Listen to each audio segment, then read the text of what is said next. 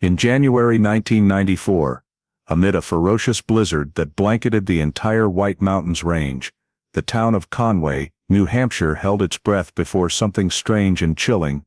A woman in her final weeks of pregnancy, 26-year-old Marianne Keller, vanished from her apartment, as if swallowed by the darkness. The pale yellow streetlights reflected off the thick ice, and the wind howled through the silent hallways of the complex, where neighbors clearly remembered the last glimpse of Marianne's silhouette slipping past the thin curtains. Every trace drifted away with the snowstorm, leaving only a slightly ajar door, and a room cold and lifeless, as though abandoned in the middle of the night. When her family called the police the next morning, they had no idea this would mark the beginning of one of the most haunting missing person cases in New Hampshire history, because from that very moment, clues appeared and vanished at a terrifying speed.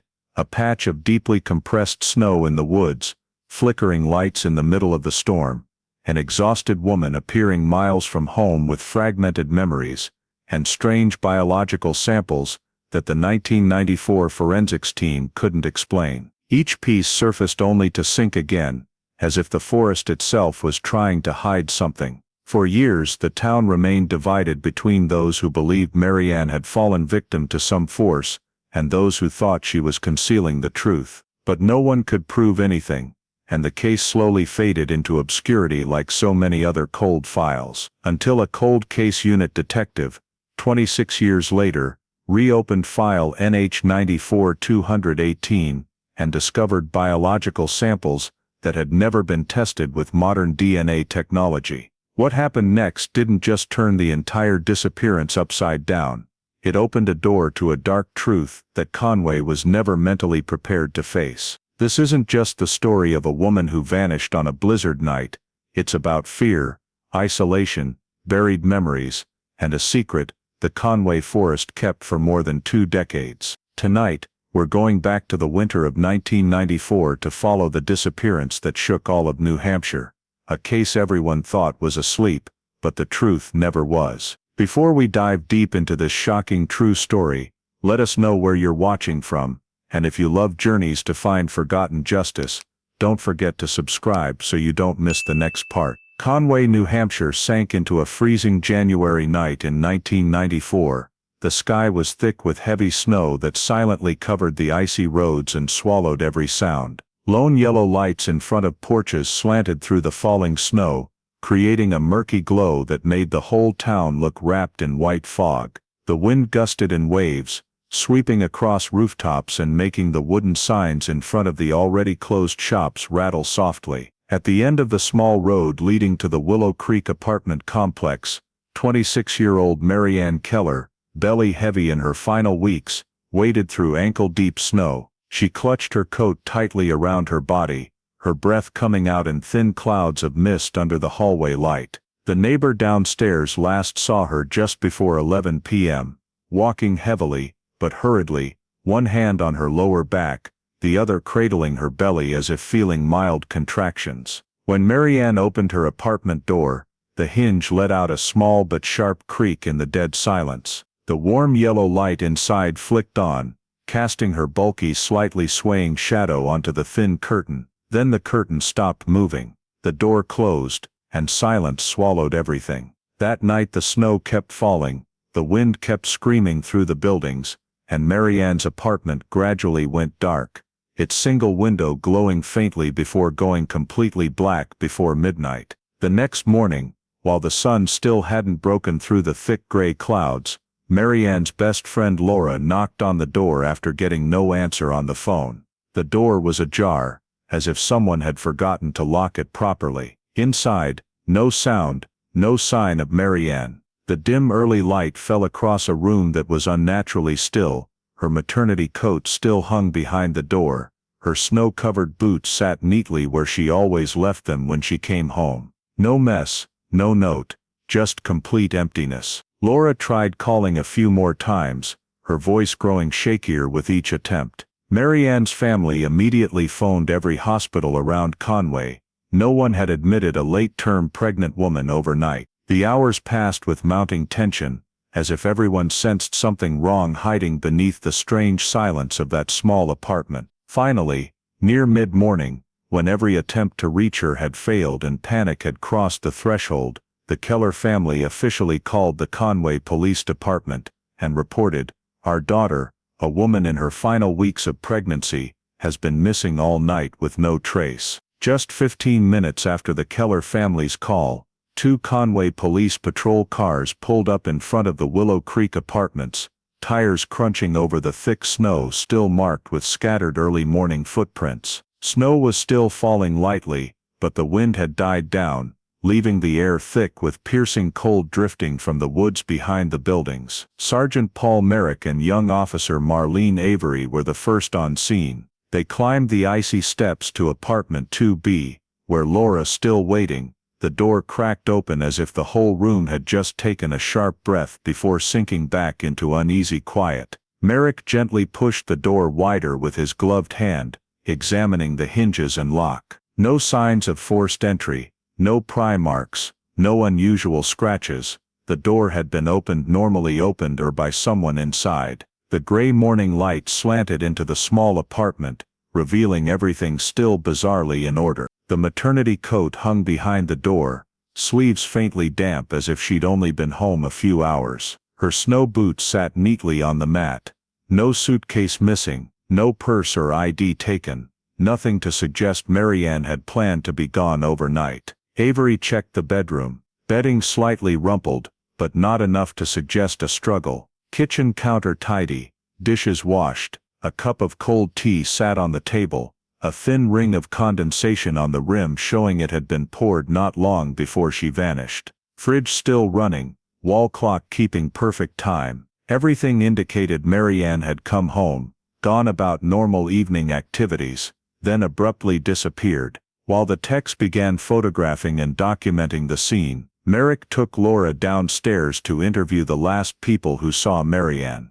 The elderly woman directly below said that around 10:50 p.m. the previous night, she heard heavy footsteps on the stairs and saw Marianne's shape, holding her belly like she was in pain. A middle-aged man in the neighboring unit confirmed the same. He saw Marianne hurry down the hallway, slightly hunched, then open her door and go inside. He saw no one follow her and heard no conversation or additional footsteps afterward. Both neighbors insisted that after 11 p.m., the entire building was completely silent. No arguments, no running, no objects falling. Just a quiet night, swallowed by snow and wind. Merrick began reconstructing the timeline.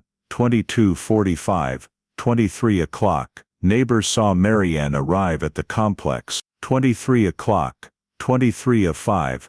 Marianne entered apartment 2B and turned on the light. 23:05.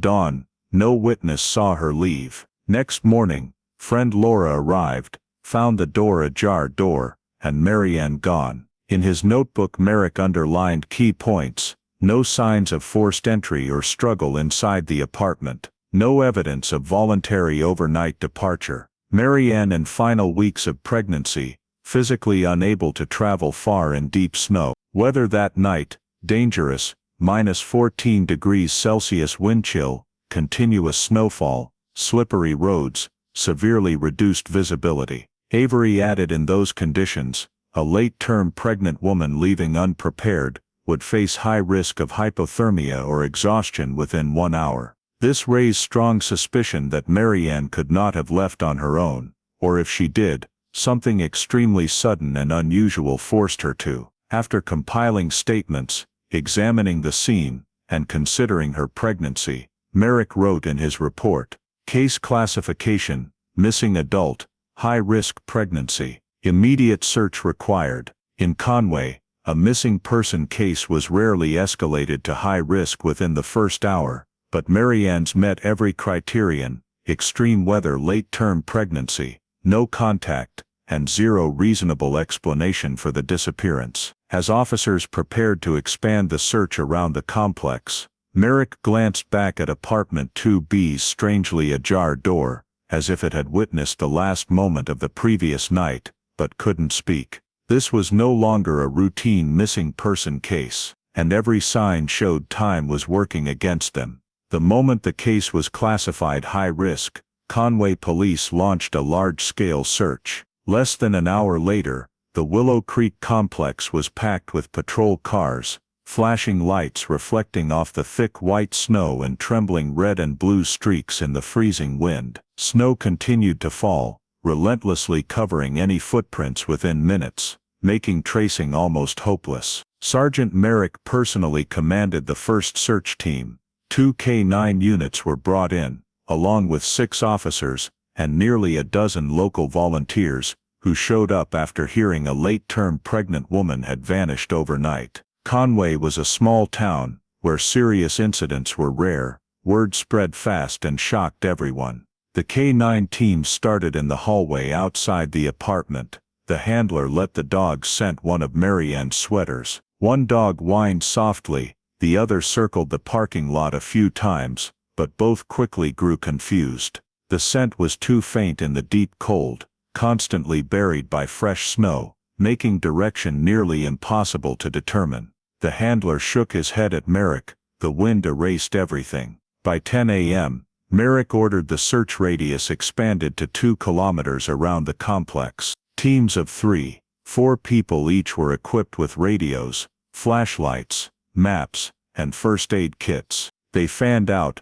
one group toward the park, one sweeping the abandoned warehouses by the main road, the rest pushing into the low forest behind the apartments. Snow reached ankles in residential areas, but knee-deep in the woods. Every step was heavy, slow and risky. In the first 2 hours, no team found clear signs of movement, no slipped footprints, no dropped items, no scrap of fabric or belongings that could be Marianne's. Places that should have preserved tracks, walkways between buildings, the rear path to the woods, were completely buried. Every checked location yielded the same conclusion. Nothing indicated which way Marianne might have gone. The teams reached the parking lot. Marianne's old sedan sat untouched under more than 10 centimeters of snow. Windshield unwiped, door seams undisturbed, tires showing no fresh tracks. Her keys were still inside the apartment. This confirmed she hadn't driven anywhere that night.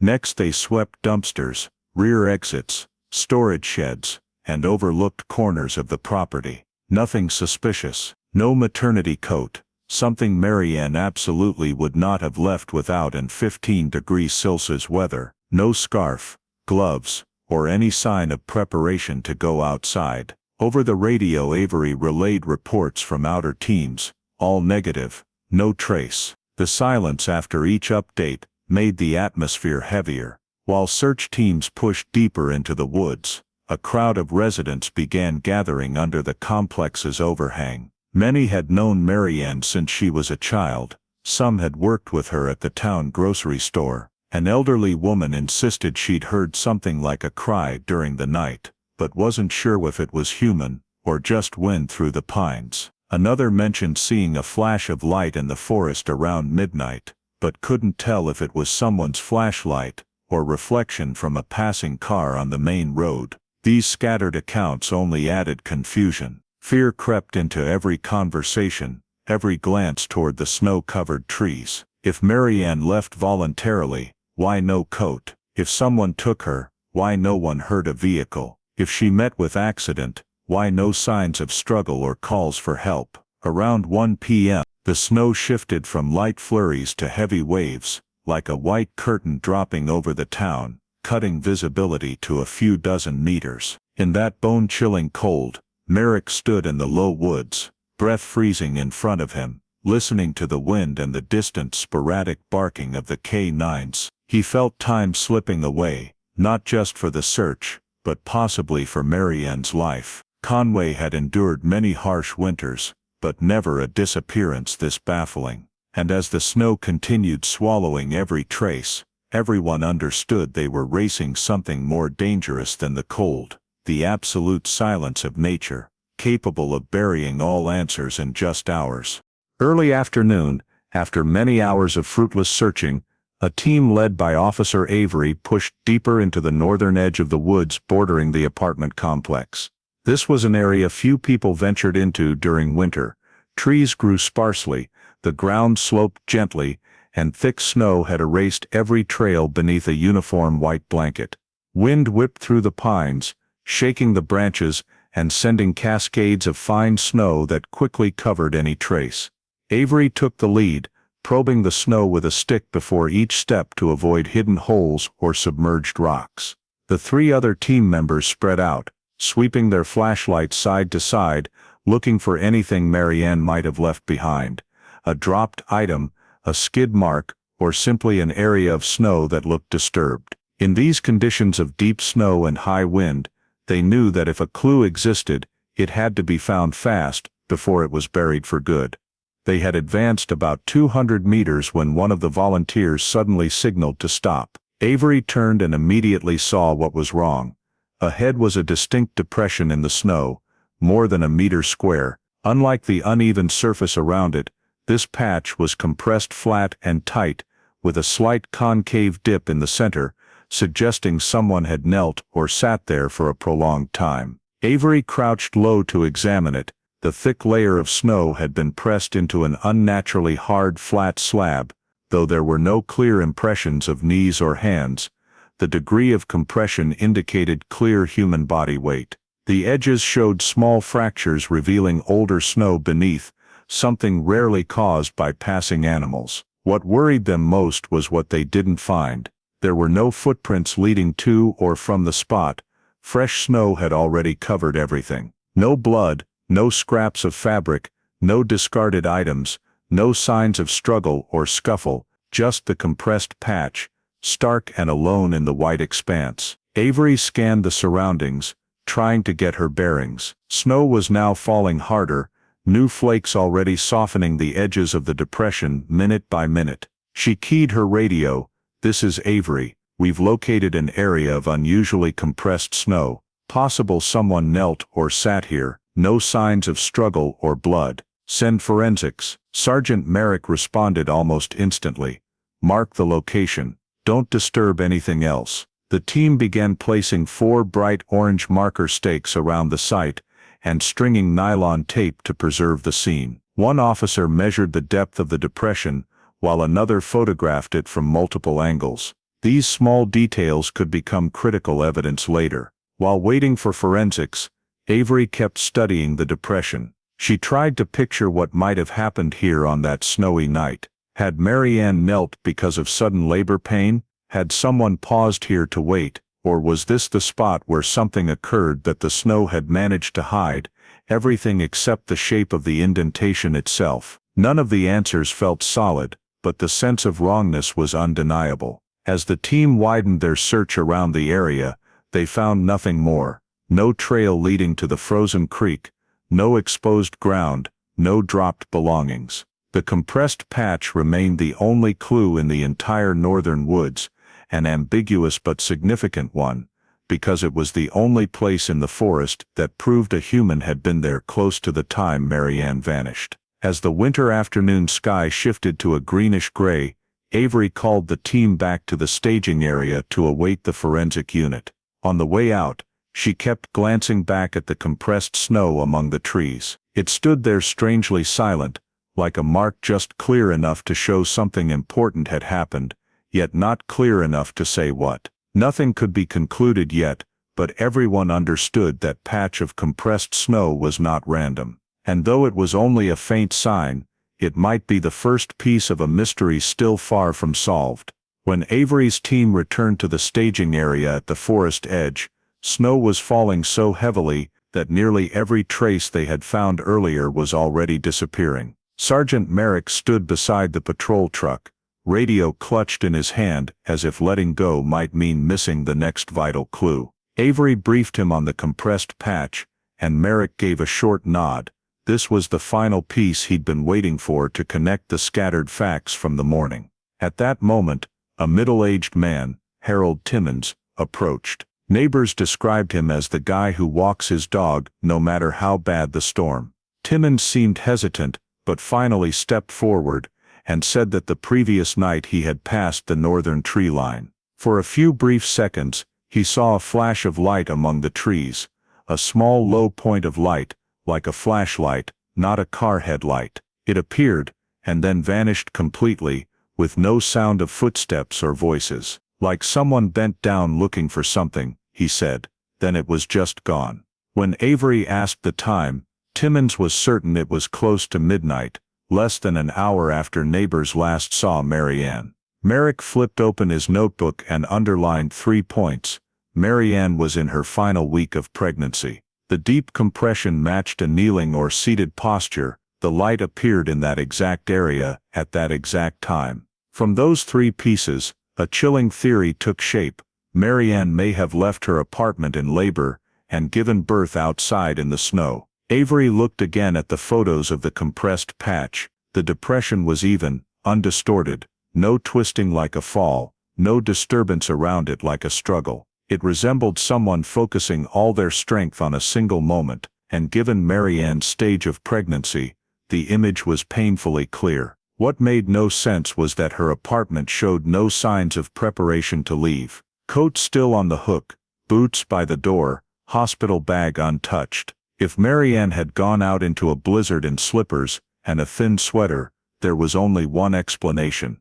Everything happened too suddenly. Avery and Merrick spoke quickly under the weak yellow lights. They both knew that though unproven, this theory was the only one that brought order to the facts. A young volunteer who had overheard part of the conversation asked shakily, "You mean, she gave birth in the woods?" No one answered right away, but the team's silence in the freezing, suffocating air said everything. It was no longer a far-fetched idea. Merrick tightened his grip on his sleeve and addressed the whole group clearly. "Nothing is confirmed yet, but from now on, every mark in the snow, every depression, every unusual object, gets top priority. If there was a birth site, we have to find it before the snow wipes it out." His concern wasn't only that Marianne might have delivered without help.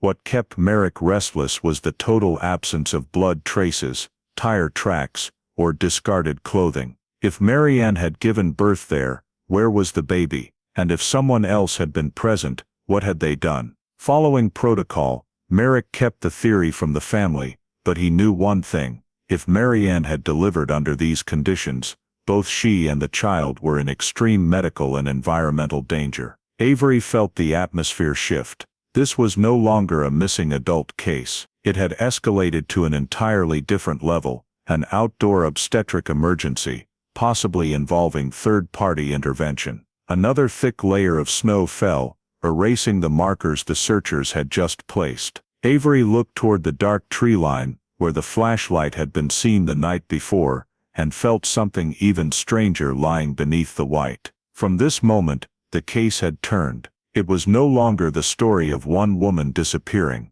It was a dramatic, grim new theory, and the first major pivot that would lead to unpredictable developments ahead. When the Carroll County forensic team arrived, Conway's sky was lost in endless sheets of falling snow. Avery and Merrick had already cordoned the suspect area, but fresh layers kept burying the yellow tape.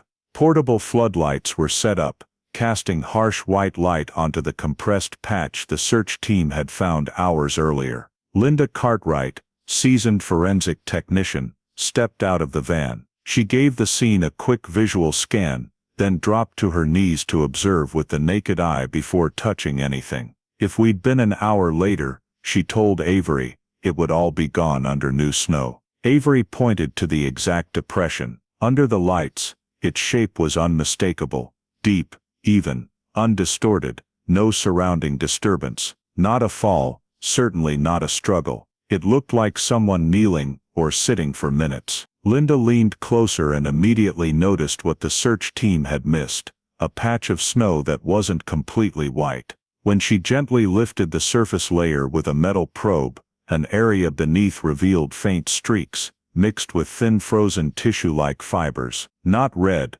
not brown, pale and dark like biological fluid frozen into ice. Not blood, Linda said quietly, but possibly biological tissue. Avery froze. "You mean after birth?" "Amniotic fluid." Linda didn't answer directly. She signaled for sterile containers. 2 technicians opened insulated cases, spread contamination-proof polyethylene sheeting, and began cutting the snow into blocks, placing them into vials and sealing them. This wasn't standard collection, but when biological material is frozen inside snow, only this method preserves microscopic structure. One technician remarked, "The snow down here is more porous than normal." Linda scraped away thinner layers until she reached the ground. The soil was unusually soft, as if something warm had recently contacted it before refreezing. "Consistent with body fluid exposure before snow cover," she explained. Avery pressed her lips together. This was the next piece linking to the theory from the compression, matching a birthing position, the flashlight in the woods at the exact time Marianne vanished, and now suspicious tissue. Merrick asked curtly, "Could this be an injured animal lying here?" Linda shook her head. "No fur, no claw marks, no drag marks, and the depression is far too uniform for an animal, meaning human." Snow was now falling harder, wind gusting and rattling the floodlights. Forensics worked quickly before everything vanished. They collected additional samples from the edges, including discolored snow crystals, then sealed the entire container. Linda walked over to Merrick. "I'm taking these straight to the state lab in Concord tonight, but whether the results show human tissue or birth-related material, we still can't confirm anything without a body." Avery cut in, "But this is enough to change the direction of the investigation." Merrick nodded. "Absolutely. This is no longer a missing adult. Effective now, this is a critical medical incident with criminal elements, until proven otherwise." The statement silenced even the forensic team for several seconds. Everyone understood the implications. The FBI might be consulted. Hospital searches, ER tracking, and interstate traffic systems would be activated. Any unusual obstetric cases in the last hours would be scrutinized. But Avery stayed quiet. The only image in her mind was Marianne, a young woman in her final weeks, walking into the freezing night forest. And if she had really given birth here, she had been completely alone. The technician sealed the final sample container. Darkness deepened, snow grew heavier. The witness's report of a flashlight in the woods suddenly felt far more sinister. If someone carrying a light had entered this area, the critical question was, did they arrive before or after Marianne? And most terrifying of all, what did they take with them when they left the woods? As the forensic vans prepared to depart, Merrick turned to Avery, voice low but firm. "This is the second turning point in the case, and I think what's coming next is heavier than anything we've imagined so far." Avery looked back at the depression now blurring under the wind and shivered. The first evidence of an outdoor birth had surfaced, and it offered no hope at all. Instead, it opened a pitch-black door into a case that could be far more complex. A woman on the verge of giving birth vanishes, signs of delivery exist, and no infant has been found. And beneath that cold snow, the biggest question began to form: who was with Marianne that night? The report that Marianne Keller had just been found instantly shifted the entire Conway Police Department into high gear. Less than 12 hours after the forensics team collected samples from the compressed snow, material that could be biological tissue related to childbirth, a local truck driver called 911, saying he'd seen a young woman walking unsteadily, pale-faced, wearing thin clothes and no coat, staggering along an ice-covered road about 3 miles from Marianne's apartment. When Avery and Merrick arrived on scene, Marianne was huddled on the steps of a closed auto repair shop, arms wrapped around her belly, shaking uncontrollably. No blood, no obvious injuries, but she was so exhausted she couldn't stand. Her eyes were glassy, like someone who had just endured prolonged intense pain. Avery approached slowly. "Marianne, I'm Detective Avery. Can you hear me?" Marianne looked up, eyes red from the cold wind. I'm okay," she said, voice trembling. Just dizzy." Avery immediately wrapped a thermal blanket around her. When she touched Marianne's shoulder, she felt the body was so cold that the blanket hitting her skin produced a faint hiss of freezing vapor. A woman in her final weeks of pregnancy walking miles in that condition, it made no logical sense. "Where have you been since last night?" Merrick asked, as gently as he could. Marianne shook her head, slow and heavy. "I don't remember. I just had stomach pain. I stepped outside for some air, then, everything went blurry. Avery asked, "Do you remember being in the woods, or seeing any flashlight beams near you?" Marianne answered at once, lifting her head faster this time. "No, I didn't go into the woods." The response was too firm, too quick. They loaded her into the cruiser to take her to the hospital for examination. On the way, Avery tried again. "Marianne, when you went out last night, did you take the baby bag? A coat? Gloves?" "No, I only planned to step out for a few minutes." Merrick glanced at Avery. Back at the apartment, Marianne's coat was still hanging in the closet, her boots too. No sign she had prepared to leave. Yet she had walked 3 miles in near-zero temperatures without remembering how. At the hospital, the on-duty doctor performed an immediate pregnancy check. The preliminary findings stunned the team. Marianne no longer showed any signs of being pregnant. The doctor asked multiple times. Marianne kept insisting, "No, I didn't give birth. It just felt like really bad cramps. I don't remember clearly, but I didn't give birth." Avery, who had seen the suspicious tissue in the snow, leaned in, trying to stay calm. "Marianne, your belly, there's no baby anymore. Are you sure you didn't deliver?" Marianne looked down at her own body, as if seeing the truth for the first time. Her face went white, her voice broke. "No, that can't be. I don't remember. I just had stomach pain." She dropped her head into her hands. No blood on her, no abdominal trauma, no obvious postpartum signs, yet her uterus had contracted exactly as it would a few hours after delivery. Medically, everything lined up with an unassisted birth. Marianne's statements, completely contradictory. When Avery gently asked again, "Do you remember seeing the baby? A sound? Labor pain?" she shook her head, almost desperately. "I don't remember. I remember very little, just cold, so cold." Merrick stood in the corner of the room, gripping his notebook tightly. No body, no blood trail, no vehicle tracks, no evidence to hold Marianne. They couldn't keep her. There was nothing proving she was a danger to herself or others. The hospital only kept her a few hours for medical observation. Meanwhile, Avery and Merrick added her statement to the report. Everything was bizarre. She appeared 3 miles from home, in sub-zero weather, with no memory of walking. Her physical condition matched a woman who had just given birth, yet she completely denied it. No signs of injury or dried blood on her skin, or clothes, no trace whatsoever of the child. The case suddenly shifted from suspected outdoor birth to a dead-end maze. When Marianne was cleared to leave, she said only one thing before Avery drove her home. "I don't understand what's happening to me." Avery drove in silence. In the rearview mirror, Marianne sat curled up, staring down at her ice-cold hands. She never asked about the baby, never asked why everyone had been looking for her, never asked about the previous night,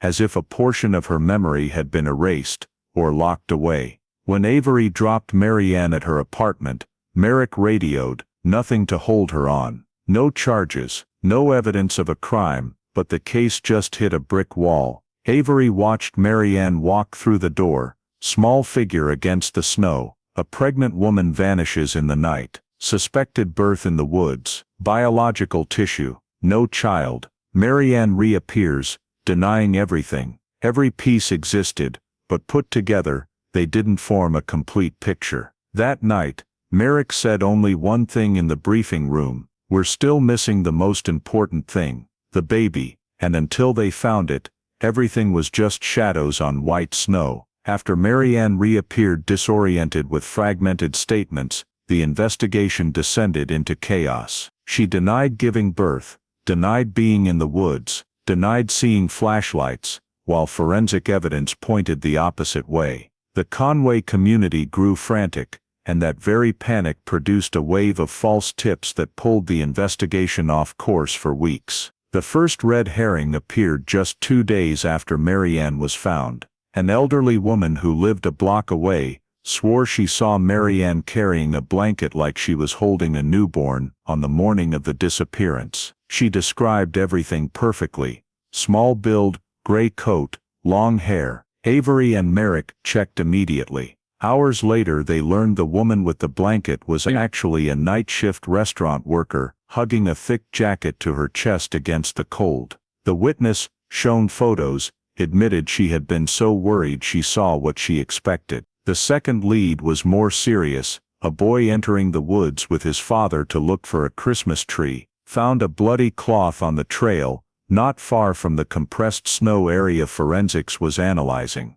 Rumors exploded. People were almost certain it belonged to the baby. The cloth was rushed to the Concord lab. Results quickly crushed hope. The blood was deer blood. The cloth belonged to a hunter who dropped it days earlier. No human DNA. The third lead derailed the search the most. As late winter snow melted, tire tracks appeared at the forest edge, making the team believe a strange vehicle might have been there the night Marianne vanished. A young witness even claimed to have seen a dark car stop near the woods, like it was waiting for someone. But when the tread patterns were compared to vehicle records, the answer was deflating. The tracks belonged to the initial search and rescue team, hidden under fresh snow. It didn't stop there. A taxi driver thought he had picked up a panicked Marianne that night. Trip logs and gas station cameras showed the passenger was a tourist from Boston. A baby sock under the ice turned out to belong to another family skiing nearby. A red spot that might be blood on a rock was ultimately frozen tree sap. A resident near the woods reported hearing a baby crying, but it was only wind whistling through a metal roof. Each false lead drained time and resources, forcing the team to chase phantoms. Throughout this period, Marianne continued to deny everything. She said she didn't remember leaving the apartment, didn't remember walking miles through ice and snow, didn't remember any labor pains, didn't remember giving birth. The only thing she said with certainty, "I remember very little, I just know I was in pain. Then cold, then nothing." Doctors confirmed her uterus had contracted as if postpartum, yet there was no external bleeding, no characteristic tearing, no infection, making the exact timing of delivery hard to pinpoint. Psychologists suggested possible temporary amnesia from physiological shock or hypothermia, but no evidence she was deliberately hiding anything. It all turned the case into an almost unsolvable knot. Suspected birth, but no baby. Biological traces but no secondary scene. Witnesses, all wrong. Statements that didn't match evidence. By late fall, Merrick himself had to admit to the team, "We have everything except the one thing that matters most." That thing, of course, was the baby. In December 1994, after nearly 11 months, police were forced to do what no one wanted: close active investigation and reclassify the case as a cold case. At the final briefing,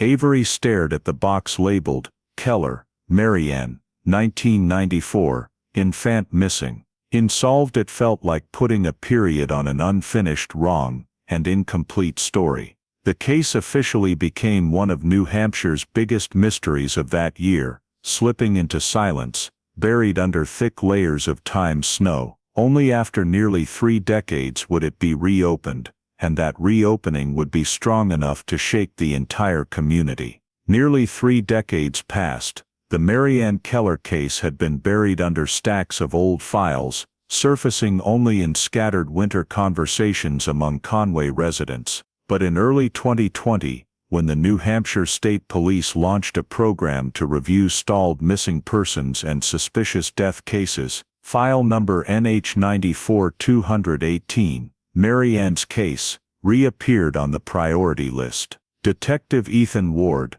38, with the State Cold Case Unit, was handed the thick folder that many previous investigators had missed clues in or hit dead ends with. Ward was known for extreme patience, the kind who read every line in a file, even details others considered irrelevant. When assigned the case, he simply nodded, then carried the entire box back to his small office at the Concord headquarters. That first night, Ward sat alone under desk lamp light and opened the file from the very first reports. Missing person report at 9:42 a.m. January 1994. Unusual compressed snow area in the woods. Snow samples containing questionable biological material. Marianne found no longer pregnant, but denying delivery. No baby. Numerous false leads. File closed as cold case, December 1994. Ward lingered over the crime scene photos taken by forensics,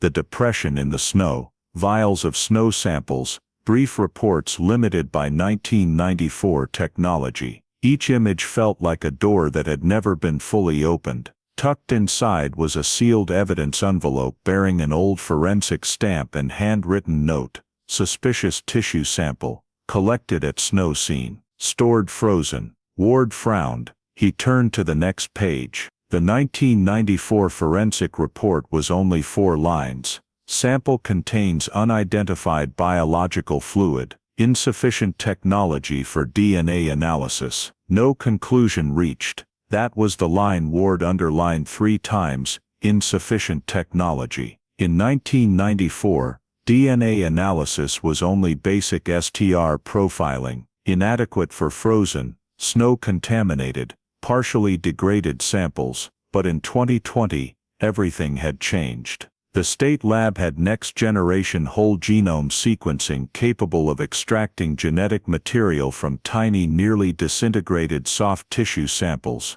Ward moved the file under brighter light and reread the statement from Linda Cartwright, the technician who collected the sample in 1994. Her descriptions gave him chills. Snow grain structure disrupted by warm liquid, strands of frozen pale tissue, ground softer than surrounding area. That description matched placental tissue or amniotic fluid almost perfectly. It was virtually certain evidence of birth at the scene. Ward closed his eyes for a few seconds, mentally piecing together a puzzle abandoned for 26 years. If that tissue was birth-related, the baby's DNA might still be in it. And if there was DNA, they could finally identify the child, or worse, they could determine whether a second person was involved, someone who took the baby from the woods. Ward looked up and decided instantly. He filled out the request to retrieve the sample from cold storage and immediately prepared the submission form for full whole genome plus extended STR sequencing.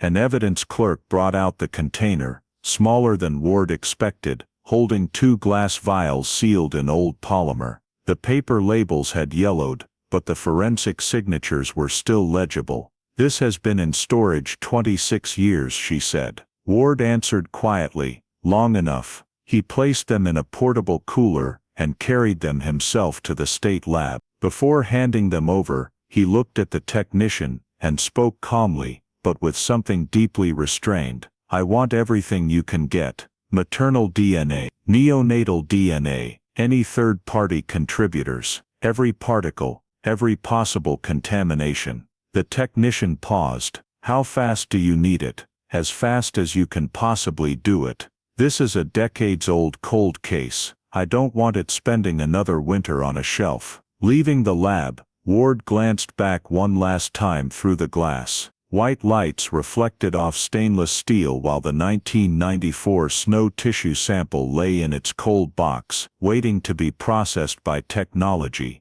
the original investigators could never have dreamed of. Back in his office, Ward opened the old forest map again and circled the compressed snow area in red. He wrote one line on the first page of the file: "First potential breakthrough, DNA analysis from frozen tissue sample." No one in Conway knew yet that after 26 years, the case had officially been woken up. And if that DNA had survived the decades, the truth buried in the snow since 1994 would finally start rising to the surface. The analysis results did not come right away. Concord's lab took more than 3 weeks to process a 26-year-old frozen tissue sample. That was an eternity for Detective Ethan Ward, but the minimum time needed to extract usable DNA from something that had lain mixed with snow, forest soil, and endured dozens of freeze-thaw cycles. Near the end of the month, Ward was reviewing old 1994 reports when his phone buzzed. On the other end was the lead genetic analyst from the lab, his voice calm but edged with a tension Ward couldn't miss. "Detective Ward, your DNA results are in. You're going to want to come in person." Ward left immediately. The November sky was cold and dry. The drive from Concord to the lab was only 15 minutes, but today every minute dragged. When he stepped into the lab's bright white conference room, 3 technicians and the lead analyst were already waiting, a plastic-bound report sitting in front of them. Ward sat down, but the lead didn't hand over the file right away. "Before you read," he said, "you need to know the 1994 tissue sample had enough intact DNA structure for kinship identification. That is extremely rare." Ward nodded. The man slid the folder across. Ward opened the first page. The bold line hit him like a punch. "Maternal DNA match. 99.999%. Source, Marianne Keller." Ward didn't breathe for a second. The lead kept talking, as if to keep him from reeling. "There is no scientific doubt that tissue came from a birth belonging to Marianne Keller." Ward stared at the chart. Mitochondrial markers fully matched, characteristic haplotype, no exogenous contamination. It wasn't just human tissue, it was tissue from Marianne's own child, meaning she had given birth, right there in the forest in 1994. Ward turned to the next page. The DNA extracted from the tissue didn't just carry the mother's clues. Certain independent segments showed the infant had lived at least a few minutes. Genetic material pulled from intact placental tissue bearing signs of maternal-fetal cell exchange. This was not a stillbirth. The baby had lived, and then vanished. When Ward reached the lab's conclusion, he leaned back in the chair, a chill running down his spine. No evidence of fetal demise in utero decomposition. The recovered tissue is consistent with completed natural delivery, meaning Marianne had definitely delivered a baby that was never found. One technician whispered, "Detective, this isn't an adult missing person case anymore. This is a missing newborn, possibly infanticide." Ward already knew it, but hearing it spoken aloud froze the room. He closed his eyes for a few seconds, slotting the result into the old picture: compressed snow consistent with birthing position, soil softened by warm fluids, mysterious flashlight beams in the woods, Marianne reappearing no longer pregnant,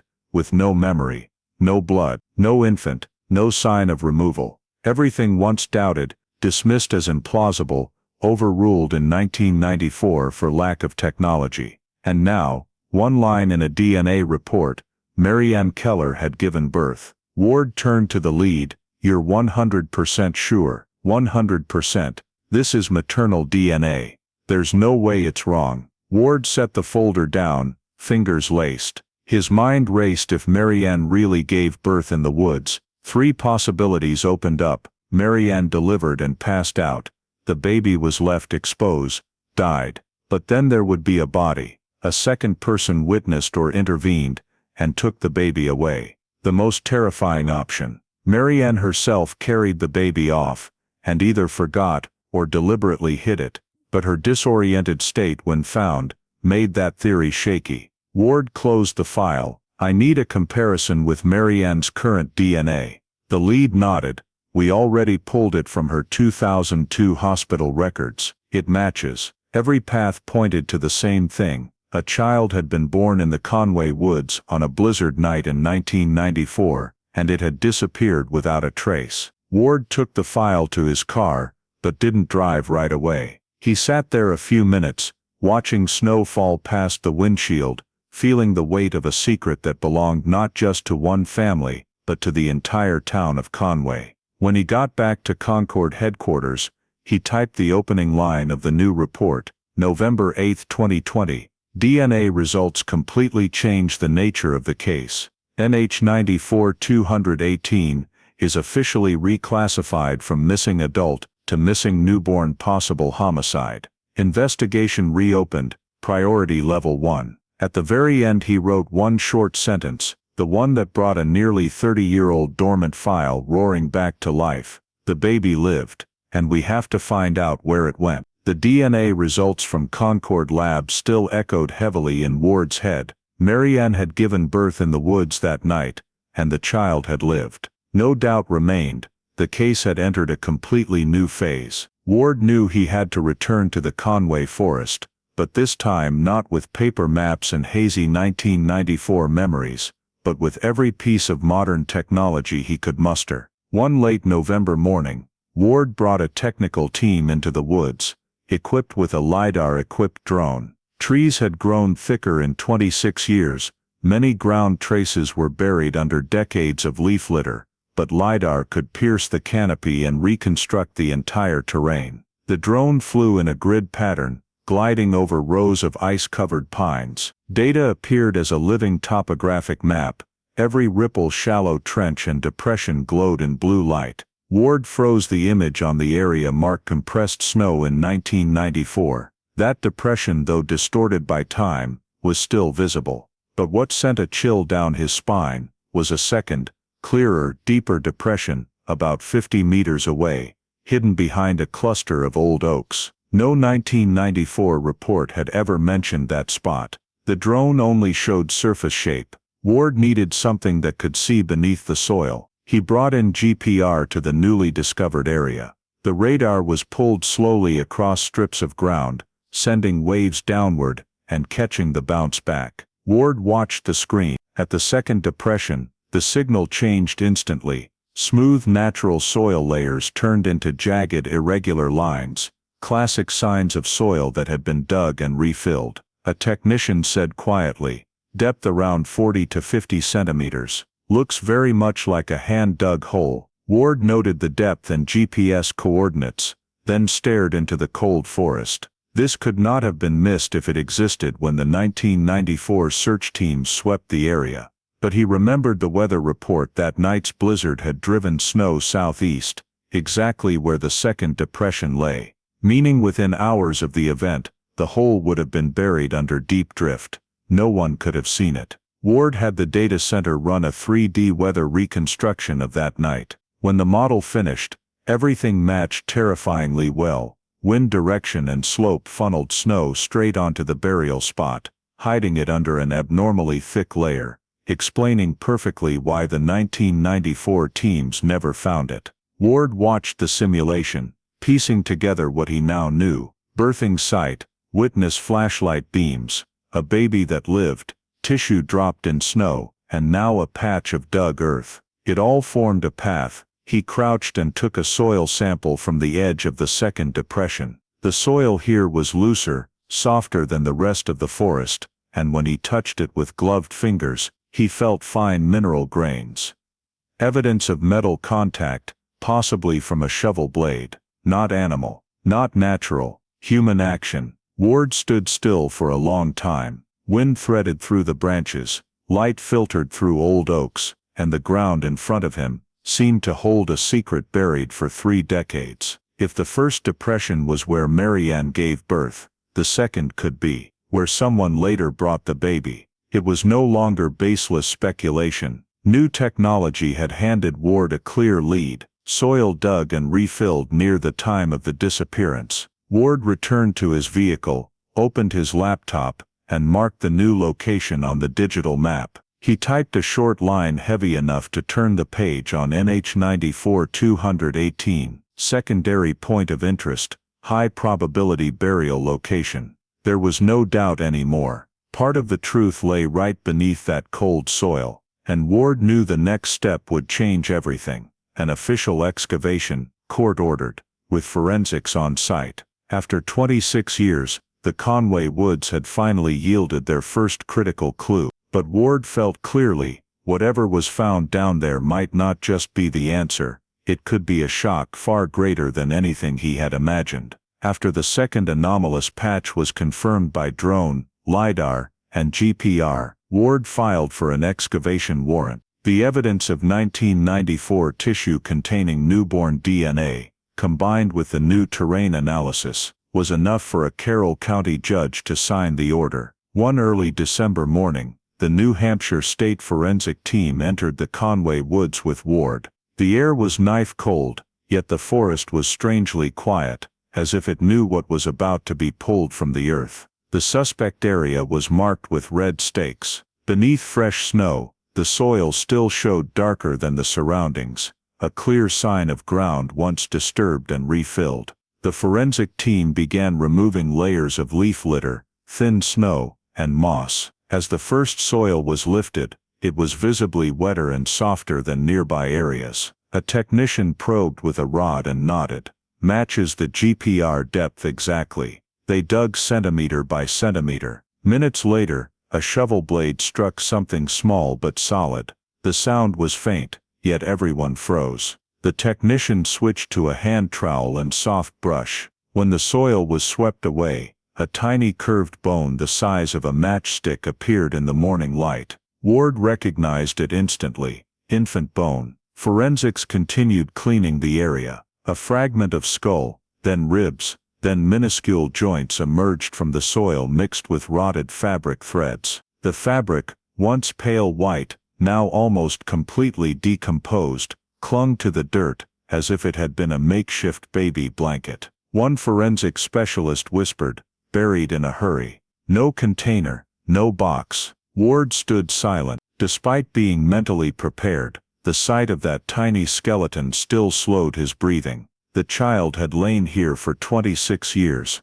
just a few dozen meters from the birth site. Forensics removed each bone with soft brushes and micro-tools, placing them in preservation boxes. Everything had to remain intact for DNA, morphology, and cause of death analysis. Ward never took his eyes off the evidence boxes as they were sealed. On the drive back to Concord Lab with the remains, he felt as though he were carrying a moment from 1994 that had been buried alive. 2 days later, Ward was called in for the preliminary results. The technician opened the file and laid 2 genetic profiles on the table. Tissue sample found in the snow in 1994. DNA extracted from the newly excavated infant's cervical vertebra. The results sat in the middle of the page. Match confirmed. 99.996%. No doubt remained. The body just unearthed was the baby Marianne had delivered the night she disappeared. Ward closed his eyes for one brief moment. The truth, 26 years in waiting, had finally surfaced. The forensic team moved to the most critical part: cause of death. From marrow analysis, mineralization patterns, and decomposition stage, they confirmed the infant died very shortly after birth. No violent fractures, no trauma wounds, no signs of asphyxiation. One specialist said, "We found evidence of acute hypothermia." The body went through postnatal oxygen exchange, proving the baby lived after delivery. But it wasn't kept warm, wasn't properly wrapped, and died within a short time. Ward asked slowly, "You can confirm the baby lived?" "Yes." Clear evidence of postnatal cellular metabolism, not a stillbirth. The room fell silent, not from shock, but from the weight of confirming something 1994 technology had been powerless to prove. The child had been born, the child had lived, and the child had frozen to death. Ward looked once more at the tissue and bone charts. If the baby died at the second location, one enormous question arose: who carried the baby from the birth site to the burial spot? Why didn't anyone call for help? Why was the baby buried hastily, only about 45 centimeters deep, improperly wrapped, with no container? Someone had been there with Marianne or arrived immediately after the birth, and that person chose to bury the baby instead of seeking help. Ward stepped out of the lab that evening. The biting wind hit his face, like the same cold that had taken the infant's life in the dark 26 years earlier. But now that secret had been dragged from the ground. Back at headquarters, he opened case NH-94-218, and wrote in the report, "Infant remains recovered. Cause of death, hypothermia. Conclusion, infant lived post-delivery. This is an infant death with concealment. Second person suspected." The case had officially shifted from a forgotten mystery to a criminal pursuit of accountability. And in Ward's mind one question now rang louder than ever: who was the second person that night? Marianne Keller stepped into the cold case unit's interrogation room with tension so thick her shoulders hunched as if bracing against an invisible weight. After the infant's remains were exhumed, Every investigative trail led straight back to her. Ward had the thick case file ready. 3D maps, crime scene photos, forensic timeline, and he knew this confrontation would be the centerpiece of the entire case. Without any circling questions, Ward placed the stack of excavation photos on the table and said straight out, "We found the baby."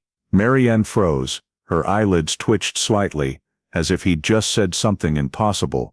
Ward continued, voice even and precise, "DNA from the bones is a perfect match to the 1994 tissue sample. The baby was yours, and the baby lived for several minutes after birth." Marianne's chest collapsed inward, her breathing turned ragged, like the air had been sucked out of her. She whispered, I don't remember." Ward turned on the screen, displaying the reconstructed terrain map of the Conway woods in 1994. He pointed to two locations, the compressed snow birth site and the second spot where the body was buried. "This is the scene, less than 200 meters apart, and the drag marks run exactly along the path between those 2 points." Marianne's hand shook. She clutched the edge of her sweater. "I just remember the pain." I panicked. Ward opened the next photo, the fabric imprint found with the infant's bones. "The adult handprints on that cloth fragment aren't only yours. There's a third DNA profile." Marianne jerked her head up, eyes flooded with raw terror. I don't know who touched the baby." Ward wasn't aggressive, but the facts made his voice harder. "Marianne, you weren't alone that night. The forensics prove it more clearly than any statement." She bowed her head. Tears started falling, though she tried to hold them back. Ward laid down the complete minute-by-minute forensic timeline. 10:50 p.m. She returned to the apartment.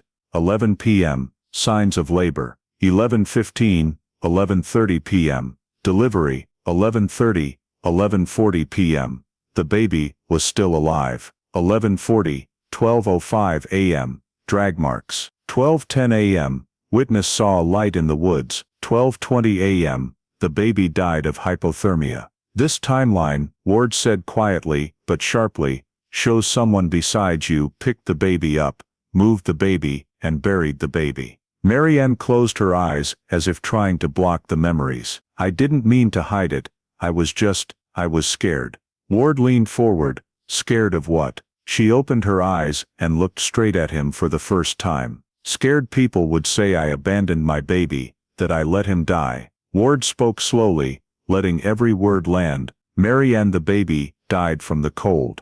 But the evidence shows the baby was picked up and then put down. It wasn't just you." A second person took clear actions at the scene. Marianne trembled, raising a hand to cover her mouth. Scattered fragments of memory seemed to flare after 26 years locked away. There was someone. I remember a figure, no clear face. I thought they came to help." Ward waited, no pressure. "I held the baby. He was so weak." Marianne said in broken phrases, "I was so cold, I couldn't feel anything. I heard snow crunching, someone running toward me. I thought they said something, but I was fading." Ward pulled up the photo of the clear drag marks in the snow. "When you collapsed, the baby slipped from your arms. That person picked the baby up. The handprints on the fabric show the baby was held by an adult before being placed on the ground." Marianne sobbed and shook her head.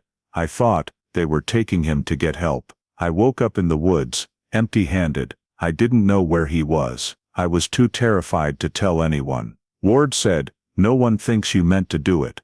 But someone was there, and that person caused the baby's death by leaving him in sub-zero temperatures." She slumped over the table, hands shaking as she braced herself. "I used to dream about big hands, not mine. I thought they were just nightmares." "They weren't nightmares," Ward said. "They were memories." Marianne let out a choked sob, but her voice had changed. No longer complete denial, no longer the dead end of 26 years ago. "I remember boots, a dark shape bending down, someone pulling the baby from my arms." Ward kept his tone calm so she wouldn't shut down again. "Marianne, we have leads on that person, but to identify them, we need every detail you can give us, no matter how small." She took a deep breath, trying to steady herself, then nodded. "I'll try to remember. I won't run from it anymore." Ward knew this wasn't a confession, it was a door. The door to 26 years of silence had finally cracked open, even if only a little.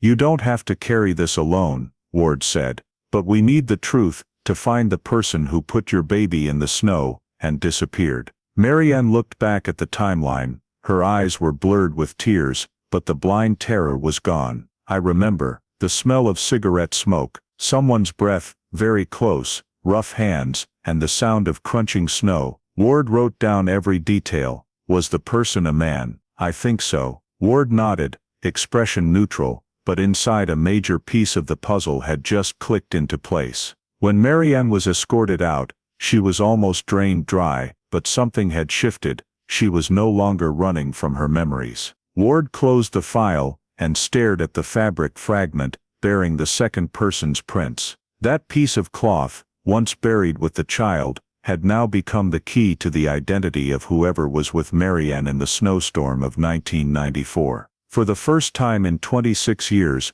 Ward had enough to start hunting the mystery man. The real hunt was just beginning. Immediately after the second interview, Ward spent the entire night reviewing every new piece of evidence: Marianne's statement, soil traces, the fabric with mixed DNA, the forensic timeline, and the infant autopsy results. Though Marianne insisted a second person had appeared, the physical evidence showed her own actions: panic, failure to seek help, leaving the scene, and not reporting for 24 hours, were the direct cause of the child's death by hypothermia. Ward forwarded the file to the Rockingham County Prosecutor's Office. After an emergency meeting, Prosecutor Briggs signed the arrest warrant for Marianne on 3 charges: reckless homicide, child endangerment, evidence tampering. As Ward read the warrant, he knew the shock would hit the Conway community like a freight train. For 26 years everyone had seen Marianne as the victim of a mysterious disappearance.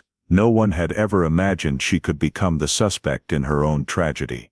But the forensic timeline was undeniable. The baby had lived and been left in the blizzard. Early that afternoon, 2 patrol cars pulled up to the apartment where Marianne was temporarily staying with her sister. Marianne opened the door, face ashen, eyes red from sleepless nights. Ward stood in front, voice low but clear. "Marianne Keller, you are under arrest by order of the Rockingham County Court." She didn't resist, only flinched as the cold cuffs locked around her wrists. "I didn't mean to," she said, trembling. "I didn't want him to die." Ward kept it procedural: "You have the right to remain silent." Neighbors crowded outside, stares a mix of shock and disbelief. One woman whispered, "She was the one who went missing. How can this be happening?"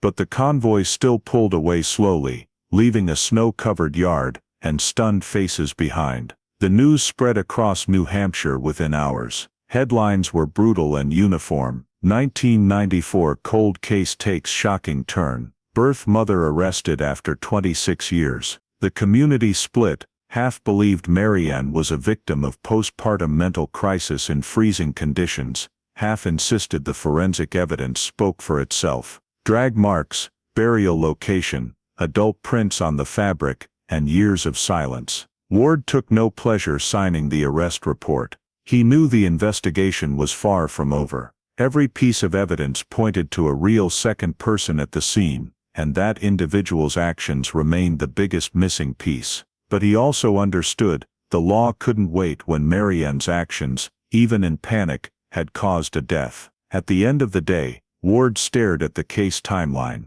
The window from 11:30 to 12:20 was still circled in red, a dark void Marianne only remembered in flashes. Now with her arrest, the case had shifted from missing woman to prime suspect in infant death. Conway, a town used to quiet winters, was now submerged in disbelief. The former victim now faced the gravest charges no one had ever imagined. Ward closed the file, fully aware this was only step 1. The hunt for the second person had officially begun. After Marianne Keller's arrest, Ward immediately moved into the critical phase, strengthening the scientific foundation for every charge, and building an accurate psychological profile of the central figure from that blizzard night in 1994. To find the second person, he first had to fully understand Marianne, how she thought, how she reacted, and why every forensic trace showed the baby had not been protected after birth.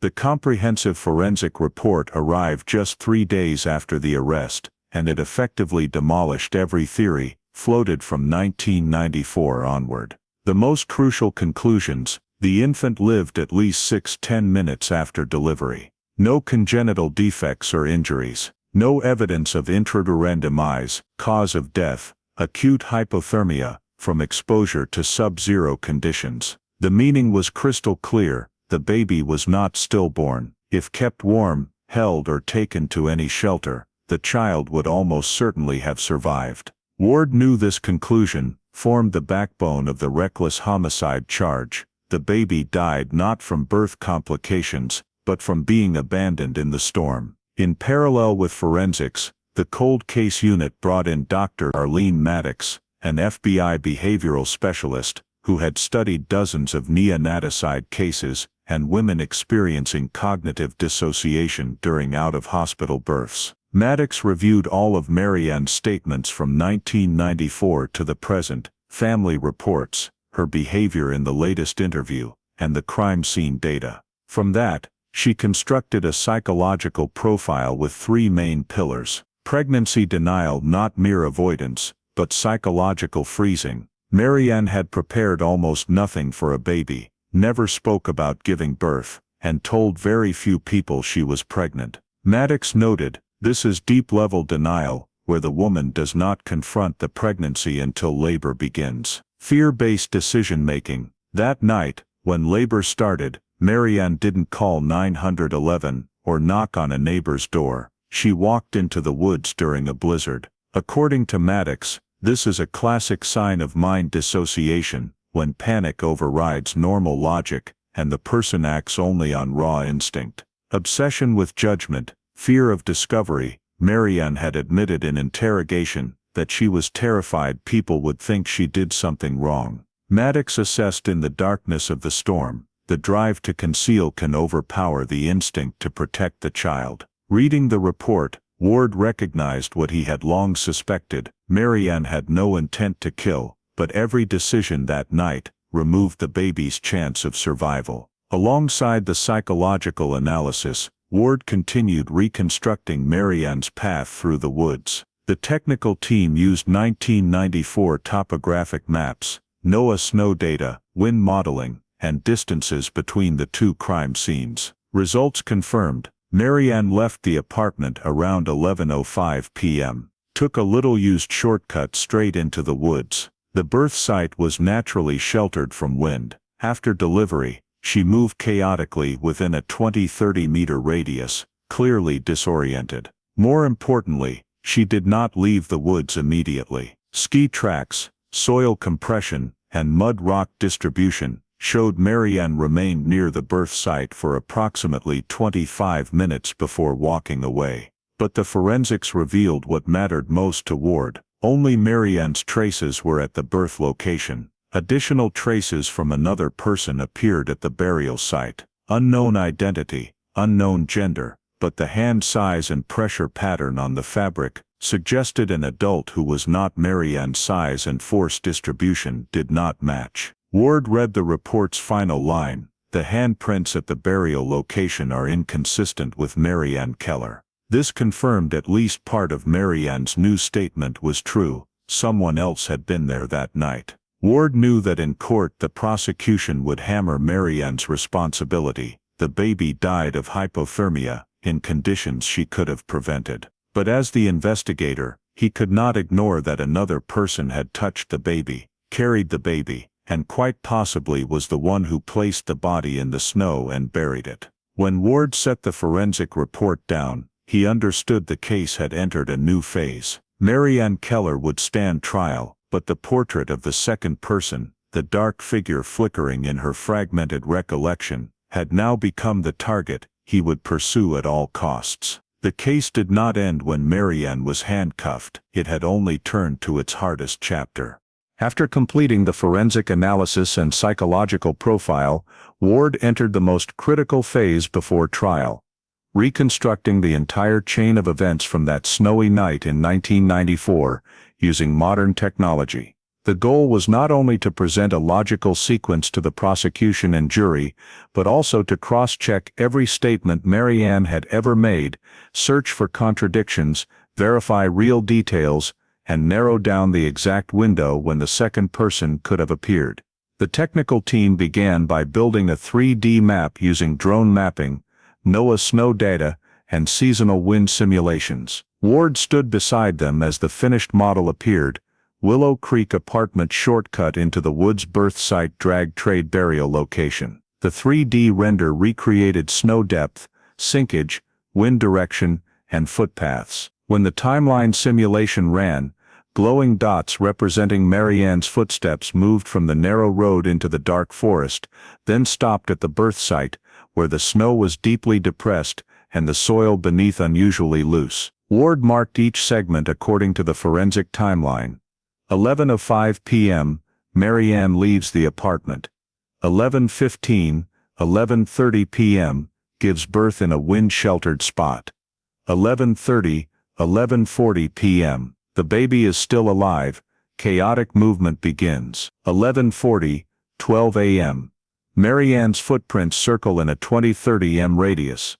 12 o'clock, 12:10 a.m., drag marks and a second person's handprints appear. AI analysis of soil samples and fabric compression produced a compatible prediction between approximately 12 o'clock, 12:10 a.m. A second person was moving. This discovery both supported Marianne's new statement and created a contradiction. She insisted I passed out, yet the model showed she was still moving before leaving the birth area. Ward underlined a large note, "Statement are forensic." To prepare for trial, the prosecution ordered Ward to review all 1994 medical records. The old files showed Marianne suffered mild hypothermia and exhaustion, but absolutely no head trauma or signs of total memory loss, as she had claimed for 26 years. When compared with the abrasions on her arms and legs, investigators concluded Marianne moved alone for most of the time. Ward pulled neighbor statements.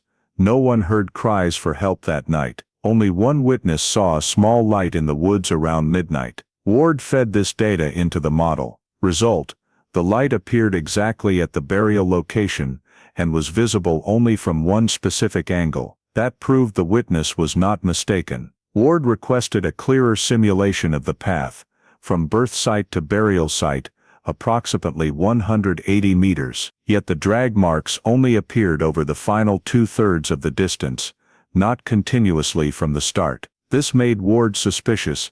The second person may have carried the baby part way, then set the body down and dragged the rest, contrary to the initial assumption that the body was dragged the entire distance. Watching the 3D model loop repeatedly, Ward noticed something crucial.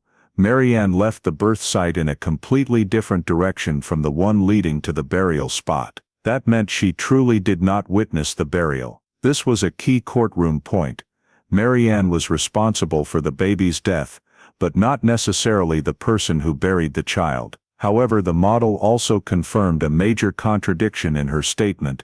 She said, "I woke up and the baby was gone." But the model showed she walked away from the birth area before the body was buried. Ward noted, she was not unconscious as long as she claimed. Possible she left while the baby was still alive. This detail would become central to the prosecution's argument. To ensure no historical data was missed, Ward re-examined witnesses, the 1994 ER doctor, and original weather reports. No one added anything new, but the weather logs confirmed the temperature dropped to 14 degrees, cold enough for a newborn to succumb to hypothermia in minutes. This reinforced the forensic conclusion: death was unavoidable once the infant was placed on the snow. After nearly 2 weeks, Ward had built a seamless, precise, and visual timeline. Marianne leaves home alone, gives birth in the woods, baby live, panic leaves the birth area, second person appears, body is buried. Putting all the pieces together,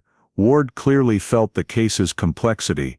Marianne bore the greatest responsibility, yet a shadowy figure remained. The upcoming trial, however, would focus on Marianne first. Ward saved the 3D model and turned off the screen. He knew the jury would have to see this entire sequence, a night so cold it froze both memory and truth for 26 years. The trial of Marianne Keller began on a foggy February morning, as cold wind from the presidential range swept through Rockingham County, like a reminder that this case had been frozen in snow for nearly 3 decades. The courtroom was packed.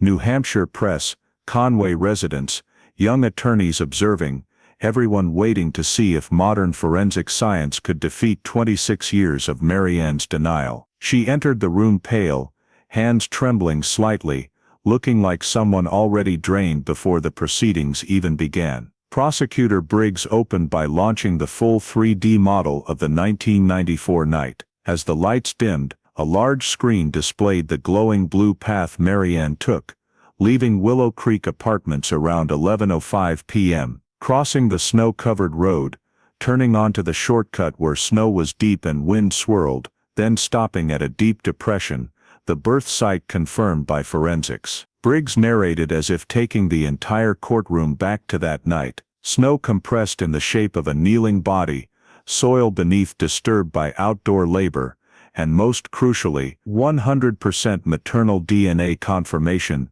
that the child born there was Marianne's. And the baby lived, Briggs said, silencing the room completely. The autopsy report appeared.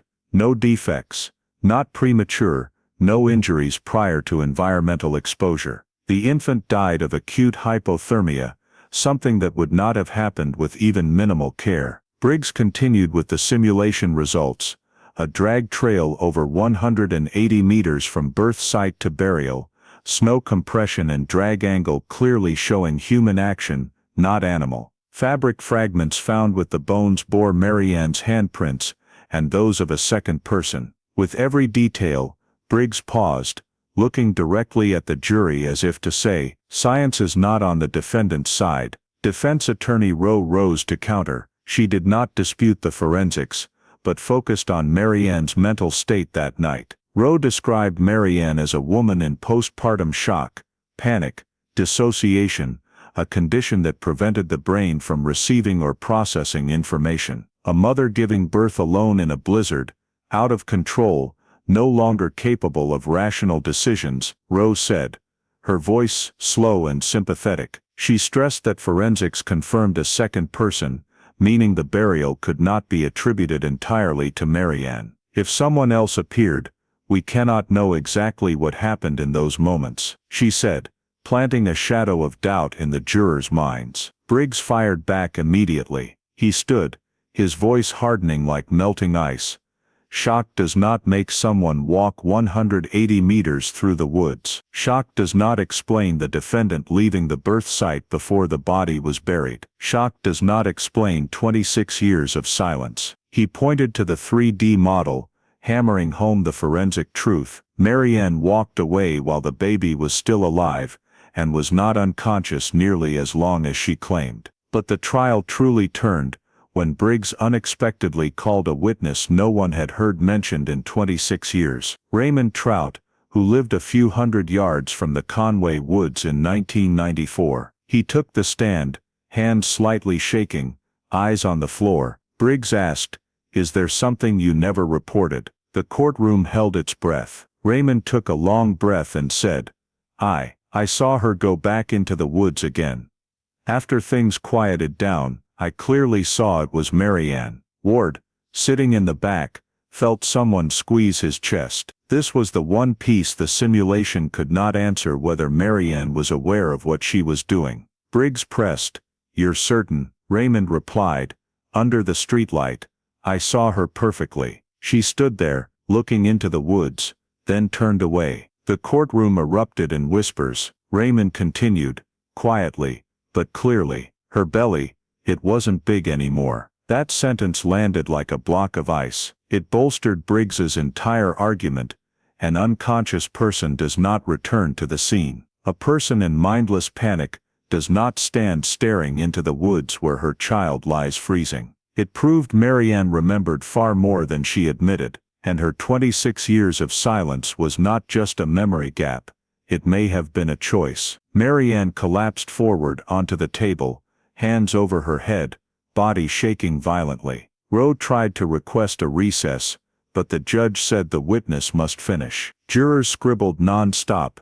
Several looked at Marianne with confusion, mixed with suspicion. As the day ended, Briggs delivered his final line: "Science doesn't care about fear, faded memories, or the passage of time. The truth is still there, on the snow, under the ground, and now in this new witness testimony." Court adjourned, but the air in the room remained thick, trapped among dozens of held breaths. DNA, forensics, the 3D model, and Raymond Trout's testimony closed the day with a clearer, heavier picture, one in which Marianne Keller was no longer just a panicked mother in the snow, but the central figure in a truth buried for nearly 3 decades. On a morning of light flurries, the jury filed in with grave faces. Marianne sat at the defense table, hands clasped so tightly they were white. Ward watched silently from the back row. He knew which way the verdict would fall.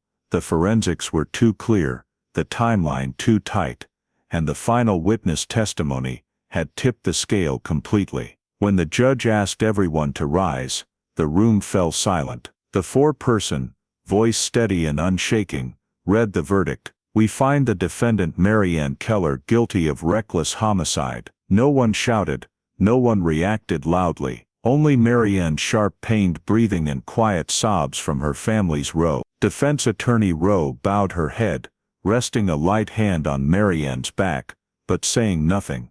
There were no words to lighten that moment. The judge handed down the sentence: 4 years suspended, 18 months incarceration, special supervision, and mandatory psychological treatment. A light sentence compared to many cases, but enough to reflect the reality. Baby Keller died of hypothermia, while Marianne, though not intending murder, made fatally reckless choices. As Marianne was led away, Ward watched her go. He didn't see a criminal, but a person who had carried 26 years of fear, denial and silence, until that very silence became the burden, forcing her to face this day. Days later, the cold case unit held a press conference. The unit chief announced, "Case NH-94-218 is officially closed. Insufficient evidence to identify or prosecute the second person." The news instantly sparked debate. Many asked if there was a second person,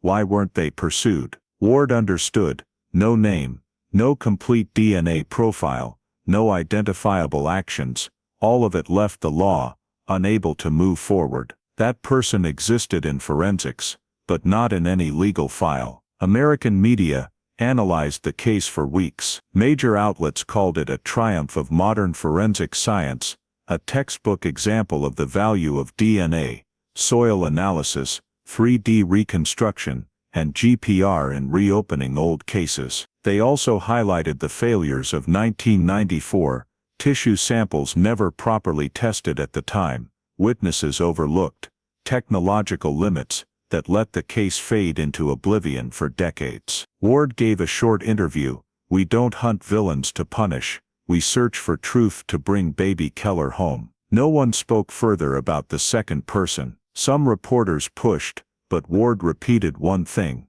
science says someone was there, but it can't say who. That truth wasn't enough for the courts, but it was enough to haunt. At winter's end, as the snow began to melt, Ward returned to the Conway woods, where everything began and ended. Standing among old oaks, he looked toward the deep patch where GPR once detected disturbed soil. The snow was thinner now, revealing dark, rough earth like a scar. A local resident had placed a small wooden sign beside the excavation site: "For the baby of 1994, found at last." Ward stood quietly for a long time, not to mourn, but to listen to the silence of a place that had hidden a secret for 26 years. A light breeze carried the familiar damp earth smell of early spring. The case was closed, the file sealed, but Ward knew its aftershocks, the questions about fear, silence, and the moment a person makes the worst choice of their life, would linger in the Conway community. And this forest, which once swallowed a child and stayed quiet for decades, was no longer a hiding place, but the spot where truth was finally dug up from the ice. He turned and walked away, leaving the old ground behind. Snow still fell lightly, but not thick enough to cover what had been revealed, and Conway, after 26 years, finally knew the real story of what happened that snowy night in 1994, a story the forest thought it would keep forever, but forensics took back. The story of Marianne Keller in a small New Hampshire town in 1994 may sound distant, but it touches issues America still faces today: maternal mental health, community isolation, and the cost of silence. Marianne was in her final weeks of pregnancy, yet hid it, never went to a hospital, never called 911, never knocked on a neighbor's door, partly denial, partly fear of judgment. That snowy night, instead of seeking help, she walked alone into the woods, then stayed silent for 26 years. In many American communities, from New England to the Midwest, the culture of handle it yourself, don't make it a big deal, keeps people, especially women, from speaking when they're overwhelmed, depressed, or terrified. The lesson here isn't just don't do what Marianne did, it's that we must not let anyone become so alone that they choose a dark forest over an ER. That means if you're pregnant, or living with someone who is, treat talking honestly about fear, money troubles, relationships, or feeling like you want to disappear as normal and deserving of help, not shameful. When neighbors in Conway saw a light in the woods, when Raymond Trout saw Marianne return to the edge of the forest, they didn't connect the dots in time.